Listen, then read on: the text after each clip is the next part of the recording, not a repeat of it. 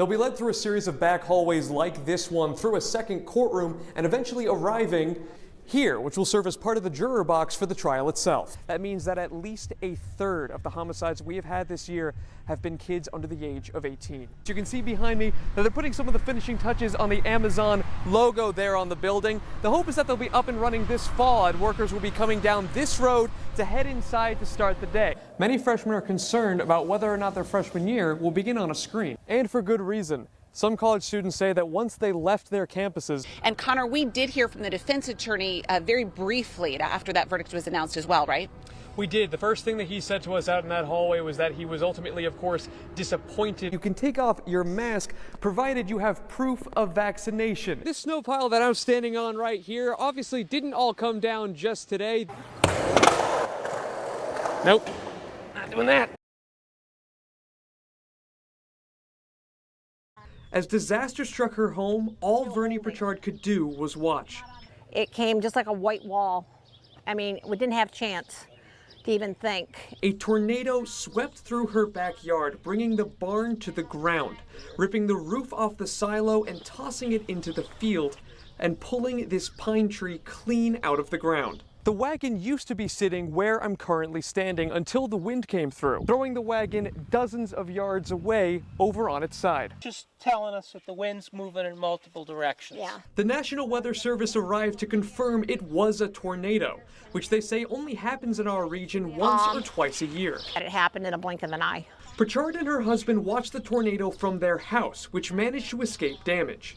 But Pritchard was just minutes away from being a lot closer to the danger. It would have been right where that dog food bag is in that area. So we're just thankful that the storm hit before I got my clothes changed. She was preparing to work inside the barn the same way she has for 55 years, now destroyed after being passed down from generation to generation in her husband's family since 1852. The devastation is the history of the farm. All swept away in a matter of seconds, which left the Pritchards to leap into action with over 20 cows and other animals trapped inside. These things here, the guys put in there to hold that wall up so we could get the cattle out through that door there and up around through here. Most of those animals are now safe, but they did lose one cow and 168 years of tradition. But there is a morning after. She says with her extended family behind them, they'll be okay. In Lee Center, I'm Conor Wight.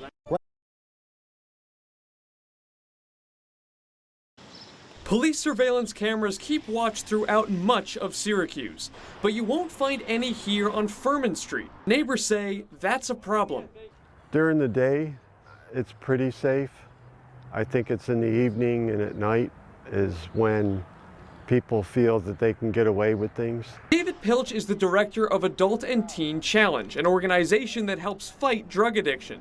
His hope is that cameras on the street would have helped prevent these bullet holes, still in his organization's sign from when it was hit by stray gunfire last year. It's something that's necessary as there's more lawlessness in our community. Syracuse police claim cameras can help deter crime and can be crucial tools in investigations. We've had homicides that have been solved solely on those street cameras, meaning that we didn't have any witnesses come forward, we had no citizens come forward, we really didn't have anything to work off of.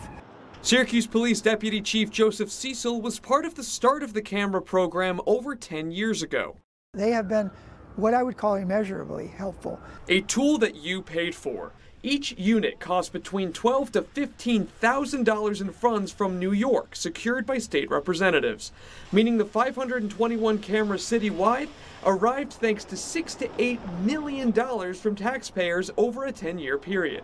When they start to hit their shelf life of about 7 to 10 years, the city of Syracuse is then on the hook for maintenance. In 2020, the Syracuse police budgeted for $150,000 to repair aging cameras, and they used every dime.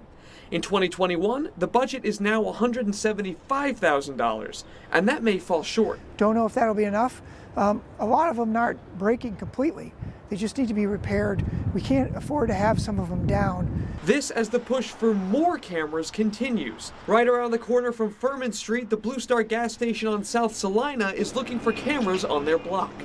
They got a lot of shot here, you know, always. We we call somebody, you know, you contact the police, we want to put camera in the street. But not everyone in Syracuse thinks that cameras are the full solution. These people don't care about cameras. You know, if they're going to do something, they'll do it.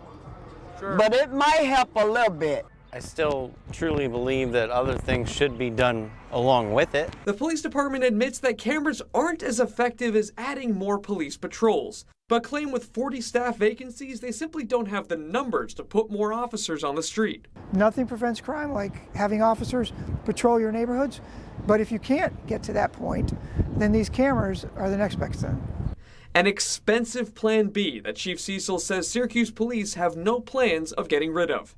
In Syracuse, I'm Conor Wight. In his mom's words, Kaysen is a miracle. He survived COVID-19 and a rare, often deadly liver disorder called biliary atresia, all before his first birthday. He's now 18 months old and full of life. Kaysen Darnelson is a baby on a mission. Where you going? He's always on the move. Where you going? After months spent in a hospital bed. It's a blessing to be back, to enjoy the family. You want to say some words? He can say stop. Kaysen and his mom, Mataya, got back to Syracuse late Thursday, his first time home in 6 months. I miss him too much. A long wait for his siblings, wasting no time to get back to playing chase. They've got the edge on Kaysen for now, but he knows how to steal the spotlight. You say thank you. Say thank you.